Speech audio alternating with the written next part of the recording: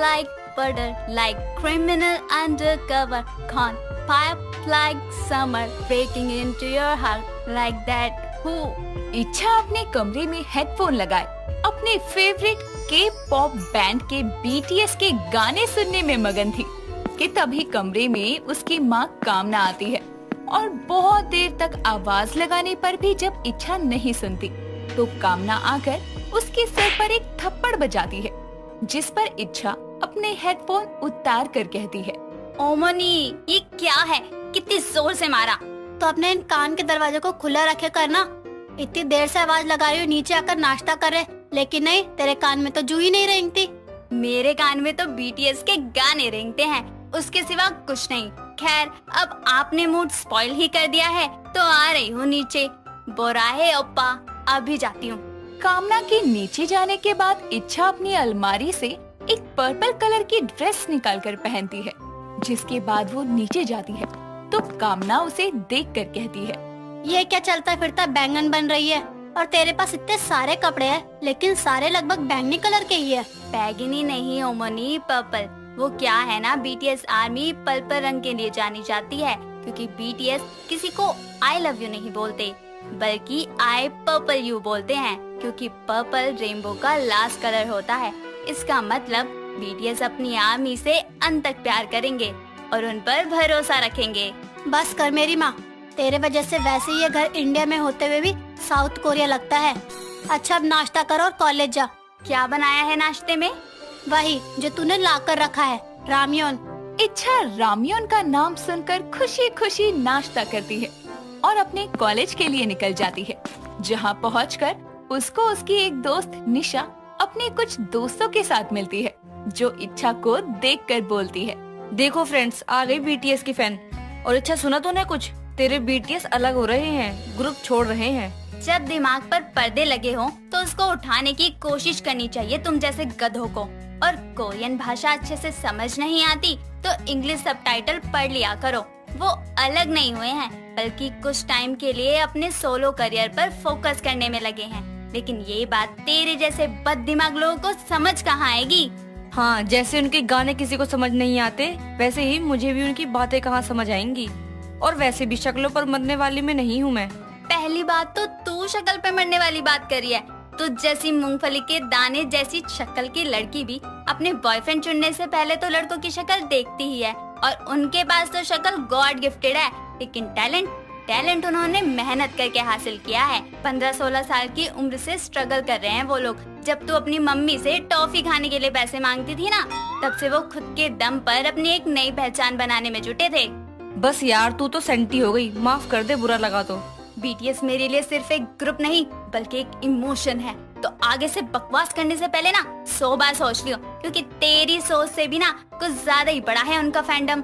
इच्छा इतना बोलकर अपनी क्लास लेने चली जाती है, जिसके बाद शाम को जब वो अपने घर के अंदर आती है तो घर पर से उसकी पड़ोसन निर्मला वापस जा रही थी। दरवाजे पर जाते निर्मला को नमस्ते करके इच्छा अंदर आती है और अपनी माँ को कहती है, ओमनी ये निर्मला आंटी क्यों आई थी हमारे घर? आ गई तू? आजा, तेरे लिए ही आई थी। वो क्या है ना, निर्मला ने तेरे लिए एक बहुत अच्छा रिश्ता बताया तो मैंने भी बोल दिया कल ले आना उनको घर। क्या? लेकिन क्यों? मुझे नहीं करनी शादी। आपको तो पता है ना मुझे BTS से प्यार है और मेरा बायस जंगकुक है। मुझे नहीं करनी शादी किसी भी छुछुंदर से। मेरे ऑलरेडी 7 पति हैं। हाँ, तू तो कहीं की महारानी है ना जो BTS तेरे से शादी करने के लिए आएंगे। अपनी शक्ल देखिए, दूसरे लड़कों को छुछुंदर बोलने वाली। तू भी किसी छिपकली से कम नहीं है। और BTS इंडिया में कॉन्सर्ट के लिए तो आ नहीं रहे हैं, तेरे से ब्याह करने आएंगे। चुपचाप का लड़के वाले आ रहे हैं, मिल लियो लड़के से। आई बड़ी 7 पति वाली, तुझे एक मिल जाए वो भी किस्मत है। बेचारी इच्छा, BTS आर्मी होने के नाते उसने भी अपने दिल में अपने बायस को अपना पति बना रखा था, लेकिन अब उसको सच में अपने लिए पति चुनना था, जिसके लिए अगले दिन एक मयंक नाम का लड़का अपनी माँ सुमन के साथ इच्छा के घर आता है, जहाँ कामना उनका स्वागत करती है। और इच्छा के सामने आते ही सुमन कहती है, अरे वाह बहन जी, आपकी बेटी तो बहुत सुंदर है, चेहरा भी कितना चमक रहा है। ऐसा क्या लगाती हो बेटी? मैं कोरियन स्किन केयर यूज करती हूँ, इसलिए मेरी स्किन इतनी ग्लोइंग है। अच्छा, वैसे आपको क्या पसंद है?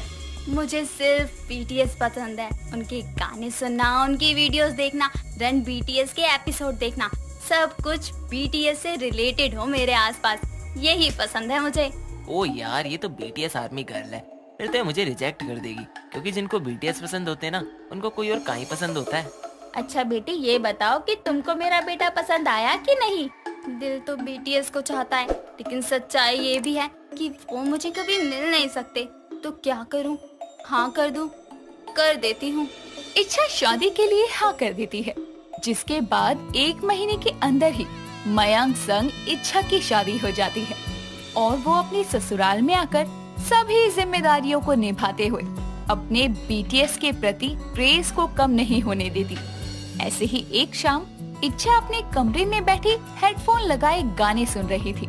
Oh mama my, looking for something right। इतने में कमरे में सुमन आती है और इच्छा को जोर जोर से गाने गाता देखकर उसके पास जाकर कहती है, बहू ये कौन सा गाना गा रही है? मेरे तो कुछ समझ नहीं आ रहा। माँ जी, ये बीटीएस का गाना है, बॉय विद लव। आपको पता है बीटीएस 7 लोगों का ग्रुप है जो साउथ कोरिया से है और विश्व का सबसे लोकप्रिय बॉय बैंड है।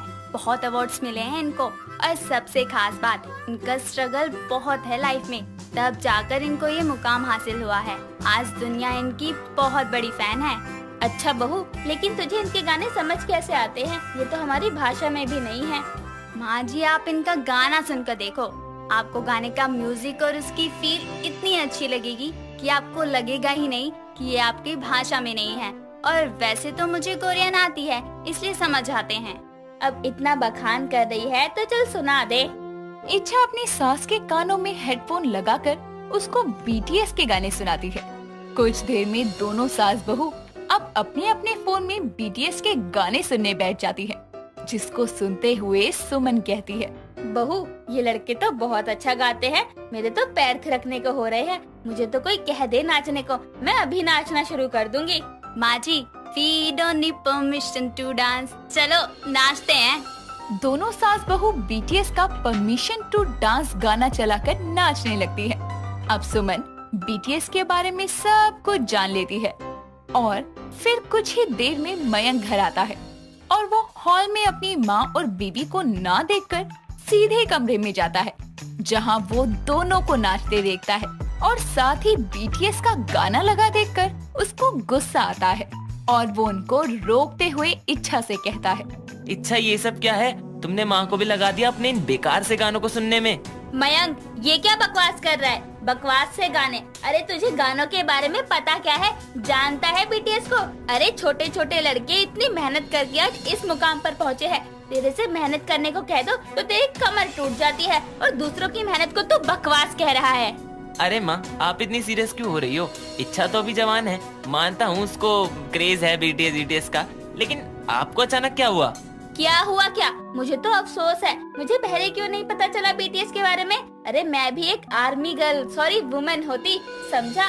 और मेरे बीटीएस को कुछ भी कहने से पहले सोच लियो, तेरी जुबान काट देनी है मैंने। अब चल जा, हम दोनों सास बहू को डांस करना है। अरे वाह शिरोमणि, आपने तो अपने बेटे के छक्के छुड़ा दिए। इससे पहले आप पूछो मैंने क्या कहा तो मैं बता दूं कि कोरियन में सासू माँ को शिरोमणि कहते हैं।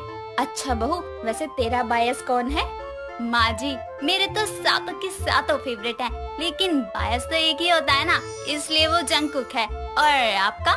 मेरा? अरे वो डिम्पल बॉय नामजून, इतना प्यारा है वो। माँ जी, आपने तो एक दिन में सब कुछ पता कर लिया। तो चलो देखते हैं बीटीएस का इंट्रो जो हर कॉन्सर्ट से पहले बोला जाता है, उसे आप बोल पाती हैं या नहीं? साथ में बोलते हैं, किम नामजून, किम सेokjin, मिन योंगी, जॉन होसेक, पार्क जेमिन, किम taeyong, जन जंगकुक, बीटीएस। मयंक भी जानता था कि बीटीएस की क्रेजीनेस से वो अपनी बीवी और माँ को बाहर तो निकाल नहीं पाएगा, इसीलिए वो भी उन्हीं के रंग में रंग जाता है और कुछ ही समय में बीटीएस आर्मी बन जाता है। तो अब वीडियो देखने वाली बीटीएस आर्मी की बारी है। अपने फेवरेट बॉयज का नाम कमेंट में लिखना ना भूले। साथ ही इस वीडियो को ढेर सारा बीटीएस का प्यार